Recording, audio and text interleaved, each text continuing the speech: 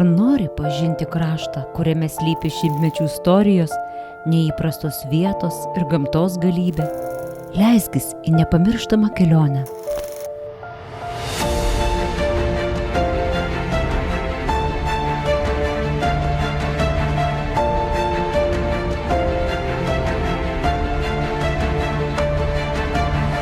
Esu Dalia, Zarasų krašto gidė. Čia yra mano namai.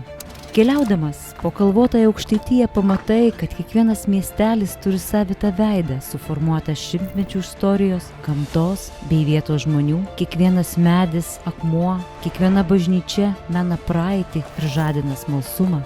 O žygiuojant pažintiniais takais, miško takeliais ar bekele, smagu visais pojūčiais patirti Zarasų krašto gamtą ir kartu atrasti šių vietų dvasią. Stelmužės ąžuolas, kaip ir šalia esanti senoji medinė bažnytėlė su paslėptu rūsiu, mena Livonijos ordino laikus. Ar jauti ypatingą šių vietų dvasią? Antalieptės vienuolynas, senovės istorija ir užmarštyje paskendę gyvenimai. Tai vieta, kurioje laikas sustoja, o kiekviena siena šnabžda praeitį. Gamtoje, istorijoje ir pačioje tyloje atrandi ne tik kalvotąją Aukštaitiją, bet ir save. Ar prisijungsi prie manęs šioje kelionėje?